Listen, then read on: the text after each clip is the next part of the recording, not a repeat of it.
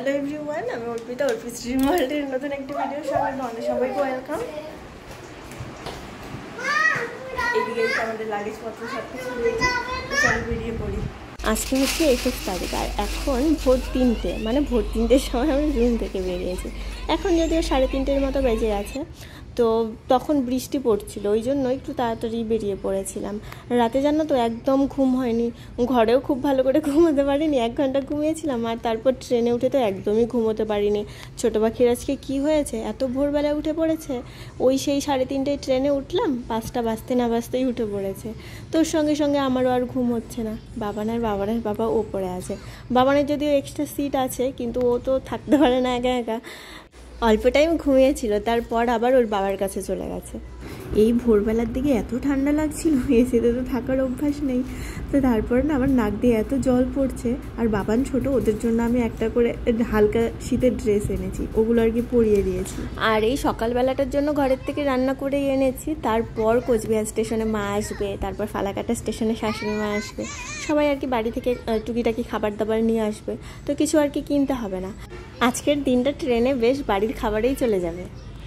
প্রথমবার বাচ্চাদেরকে নিয়ে এই 24-25 ঘন্টার জার্নি করলাম। ডিমাপুর থেকে ওই আমাদের ঘর 12-13 ঘন্টার মতো লাগে, তো তাতেই যে অধৈর্য হয়ে যায়। ভাবছিলাম এইবার কি অবস্থা হবে। যদিও খুব একটা খারাপ লাগেনি, এসিতেই তো ছিলাম, গরমের ব্যাপার খুব একটা ছিল না। তার মধ্যে বাচ্চারা ওই খুব বেশি দুষ্টুমি করেনি আর কি, যেটুকু না করলে না, যেটুকু ওরা করে ওটুকু তো করবেই। তো তারপর দেখো ভোরবেলার দিকে আমরা মোটামুটি 4:30তেই পৌঁছে গেছি হাওড়া, যেখানে মনে হয় রাইট টাইম ছিল 5:30টার সময়। কলকাতায় এত বৃষ্টি, হাওড়া স্টেশন থেকে আমাদেরকে আবার শিয়ালদা স্টেশনে আসতে হয়েছে, কারণ শিয়ালদার থেকে আবার লোকাল ট্রেন।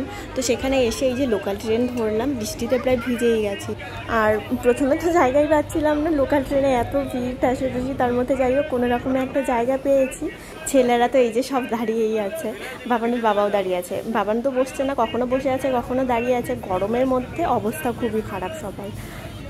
আসার সময় ডিমাপুর থেকে তো এসিতে এসেছি, তখন বুঝতে পারিনি, এখন বুঝতে পারছি বাবারে এত গরমে অসহ্য হয়ে যাচ্ছি। আর ট্রেনে যেটাই আসছে বাচ্চারা সেটাই কিনতে যাচ্ছে। একজন বাচ্চা যেটা নেবে সব বাচ্চারা সেটা চাইছে, জানো তো কি মুশকিল। তো এই যে দেখতে দেখতে আমরা নামখানা পৌঁছে গেলাম। অনেকক্ষণ টাইম লেগেছে, প্রায় 2.5-3 ঘন্টার মতো। খুব খিদে পেয়ে গেছিলো সবাই, এখানে আবার চা বিস্কিট আর কি একটু টিফিন করে নিল হালকা। এখন একদম বকখালি গিয়ে তারপর হোটেল নিয়ে কিছু খাওয়া দাওয়া করবো, মানে ভাতই খাওয়া দাওয়া করবো দুপুরবেলা।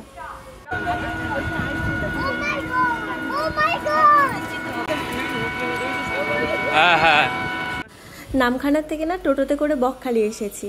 আসার পর আগে একটা রুম বুকিং করা হলো, তো সেখানে লাগেজপত্র রেখে বেরিয়ে পড়েছি খাওয়া দাওয়া করতে। এতগুলো ফ্যামিলি একসঙ্গে এসেছি, সবসময় তো আর একসঙ্গে বেরোনো যায় না। তো এখন আমরা মানে সবাই আর কি পার্সোনালি বেরিয়ে পড়েছে খাওয়া দাওয়া করে ঘুরতে। তো আমরা খাওয়া দাওয়া করে একদম বিচে চলে এসেছি। এখানে একটু স্নান টান করে তারপর ঘরে গিয়ে একটু রেস্ট করতে হবে। এতটা জার্নি করে আসলাম 2 দিনে, একটু তো ঘুমোতেই হবে ঘরে গিয়ে। আর আজকে সারাদিনে সেরকম কোনো প্ল্যান নেই ঘুরতে যাওয়ার, ওই তো স্নান টান করে ঘুমাবো, তারপর সন্ধ্যাবেলার দিকে আবার একটু বেরোবো হাঁটাহাঁটি করতে। বাবান ছোট তো এত খুশি, মানে কি বলবো, ওদের খুশি দেখে আমারও এত ভালো লাগছে। স্নান করে ওরা যেতেই চাইছে না ঘরে।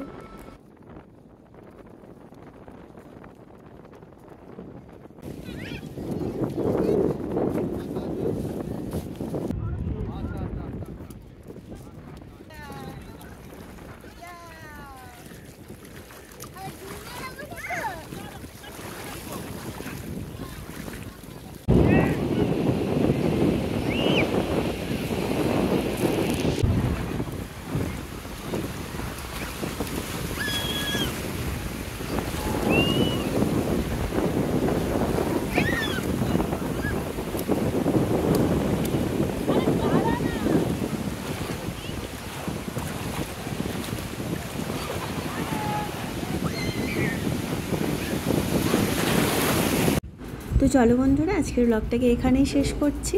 আজকে তো আর সারাদিনে বললাম সেরকম কোনো প্ল্যান নেই। আজকে সারাদিনটা রেস্ট নিতে হবে, এখনও 4-5 দিন ঘোরার বাকি আছে। শরীরটা তো ভালো রাখতে হবে, তাই না বলো? কালকে আবার চলে আসবো একটা সুন্দর ব্লগের সঙ্গে। টাটা, সবাই খুব ভালো থাকবে।